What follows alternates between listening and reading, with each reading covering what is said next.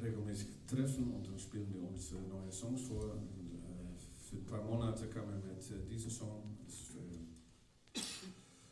über die Krieg. Und jetzt ist auch wieder Krieg in Europa. Und es ist nicht nur an Front sehr schlimm, aber auch für die Leute, die zu Hause bleiben, die ihre Väter und Brüder missen müssen.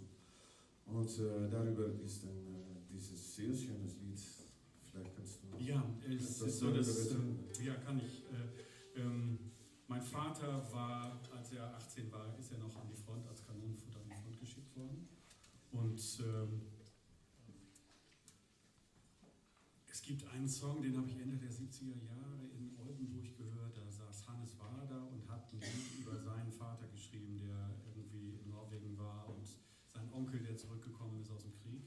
Und jetzt ist Hannes Wader 80 Jahre alt geworden. Ich hatte das große Glück vor Corona, mich mit ihm noch zu treffen. Und wir haben die Nacht durchgesoffen und Musik gemacht. Das war sehr, sehr schön. Und jetzt im letzten Sommer, es war im letzten Sommer, als Hannes dann 80 geworden ist, hatte ein Veranstalter aus Alfeld, das ist so im südlichen Niedersachsen, hat gesagt, Mensch, Otto, Hannes Wader wird 80, er wird nicht kommen, weil er hatte gesundheitlich große Probleme auch und so. Aber wir würden so gerne eine Hommage für Wader machen oder an Wader machen. Und habt ihr nicht Lust, ein bisschen was zu machen? Du kannst doch bestimmt das eine oder andere Lied von ihm. Und dann habe ich mir dieses Lied rausgesucht, weil mir das schon immer ein Lieblingslied war. Es hat mich versöhnt mit meiner Situation, in der ich war. Ich habe nicht verstanden, warum meine Onkel und mein Vater und warum die so verloren schienen und so lieblos waren und so gar nicht so mit gar keinen Kontakt mehr kriegen konnten. Aber dann, wenn man dann dieses Lied von Wader gehört hat, wusste man ist damit nicht allein, sondern da gab es viele in dieser Nachkriegszeit, die genau das Gleiche erlebt haben. Und jetzt gibt es bald wieder eine Nachkriegszeit, und es werden russische Soldaten nach Hause kommen, die nicht wissen, was ihnen geschieht. Und es werden Soldaten in der Ukraine sein, die nach Hause kommen, wo die Kinder und die Frauen fliehen mussten. Und es wird wieder völlig verroht sein. Und wir hatten Glück, dass wir 50, 60 Jahre im Paradies leben konnten. Und mein Paradies fing aber nicht so ganz einfach an, nämlich ich hatte dann einen Moment, wie gesagt, wo ich es nicht verstanden habe. Ich war ein kleiner Kerl und habe es nicht verstanden. Und dieses Lied hat mir vieles beschrieben. Ich erinnere mich zurück bis in mein 3. Lebensjahr. Das schickte mir mein Vater, der in Norwegen war.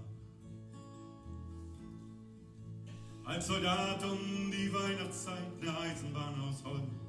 Sie wurde meine Liebe und die spielte voller Stolz. Mit der Lok aus deren Schornstein, dicke weiße Wattequoll, lud sie jeden Tag mit Kohlesand und anderen Gütern voll. Wenn ich des Nachts die Lok im Arm auf meinem Kissen schlief, geschah es oft, dass ich im Traum nach meinem Vater rief. Dass er trotzdem niemals kam, konnte ich noch nicht verstehen. Und so fasste ich den Plan, zu ihm nach Norwegen zu gehen. Eines Morgens in der Dunkelheit, es war im Januar, ich zog mich mühsam selber an, die Luft war kalt und klar. Ich koppelte die Wagen an, im ersten Morgenrot, in einem lag ein Apfel und im anderen ein Stück Brot. Doch ich kam nur langsam vorwärts, denn die Straße war verschneit, schon fast Nachmittag und der Weg nach Norwegen noch weit. Mir gefror der Rotz am Ärmel und da stand ich winzig klein. Fing an zu weinen, schlief dann bald im Straßengraben ein, der Briefträger, der durch Zufall dort vorüberkam. War es, der mich fand, mich halb erfroren mit nach Hause nahm. Ja, vielleicht sind wir Menschen nur dazu geboren, um ruhelos zu suchen. suchen bis zum Schluss. Auch ich habe irgendwann einmal etwas verloren, was mir fehlt und was ich wiederfinden muss. Früher 45 war der Krieg dann endlich aus, doch statt Vater kam mein Onkel Eduard nach Haus. Das war Vaters Bruder und ich weiß es noch genau, wie er ankam im Soldatenmantel, abgerissen grau. Aber ich, so sagte Mutter später, stürzte mich auf ihn. Onkel Papa, hab ich immer nur geschrien. Am nächsten Tag, als ich mit ihm in Omas Küche saß, sprach er nicht ein Wort mit mir, sondern schimpfte auf den Fraß und voll Hass auf seine Mutter warf er, warum weiß ich nicht, ihr den vollen Teller mit dem heißen Grünkohl ins Gesicht.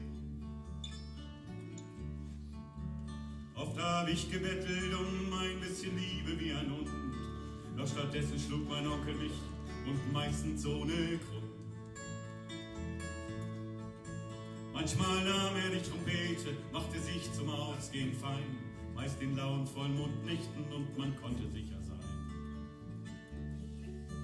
dass im Dorfe jeder lauschte und die Fenster offen ließ, wenn er dann vom Berg herunter traurig schöne Lieder blies. Vorher ging er in die Kneipe und dann soff er sich in Wut, verprügelte die Gäste, wenn er dann im eigenen Blut morgens vor der Haustür lag, hatte er noch Kraft genug, dass er mit der blutbesudelten Trompete nach mir schlug. Ja, vielleicht sind wir Menschen nur dazu geboren, um ruhelos zu suchen bis zum Schluss. Auch ich habe irgendwann einmal etwas verloren, was mir fehlt, was ich wiederfinden muss. Meine Eisenbahn aus Holz war längst zertrümmert und verbrannt, und auch Norwegen erschien mir so wie jedes andere Land. Und auch Vater kam nach Hause, ein Jahr später irgendwann. Was er aussah, was er sagte, ich erinnere mich nicht dran. Fand auch später, als ich größer wurde, nie mehr diesen Ton. Nun, ihr wisst schon, was ich meine, dies Verhältnis Vater-Sohn. Mein Gefühl für ihn, das hatte schon ein anderer verbraucht. Wie ein Feuer ausgepisst, das dennoch ewig weiter raucht. Doch ein Funke von Vertrauen ist noch da und irgendwann, will ich glauben, kommt ein Wind und bläst das Feuer wieder an. Ja, vielleicht sind wir Menschen nur dazu geboren,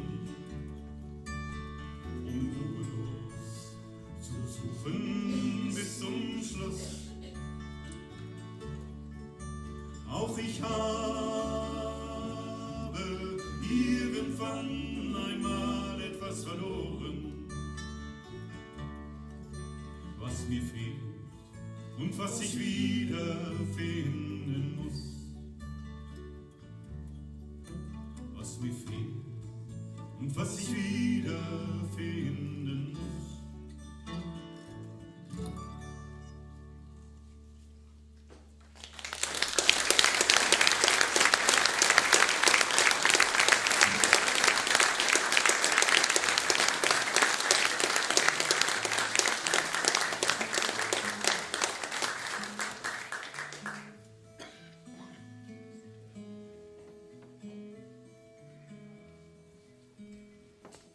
De smoke van 2 sigaretten, het licht van schemelen.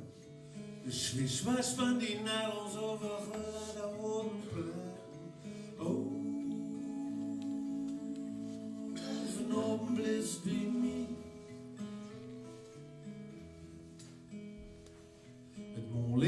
grote strepen duur nog lief in het gedien. De keuken van de vlezen en nog rode wien. Oh,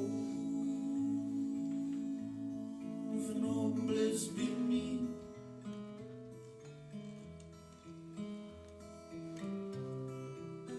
Ik duurt ons nooit te vroeg, want dat boot is al kloek. Dat zijn wel aan die nou. En als dwarrels met tien hoog.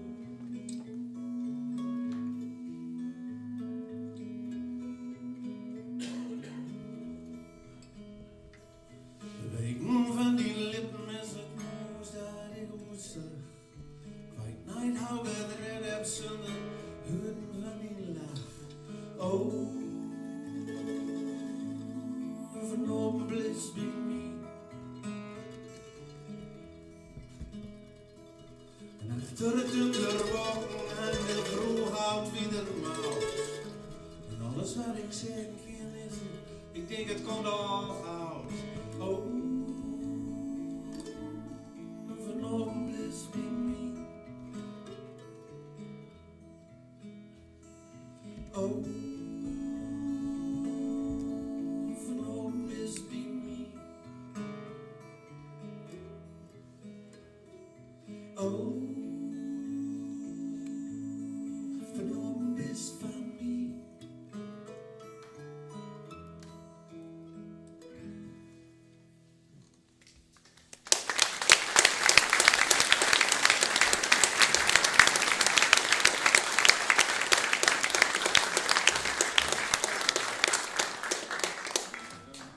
Ja, wir kommen so langsam zum Schluss des Abends. Ja. Also das ist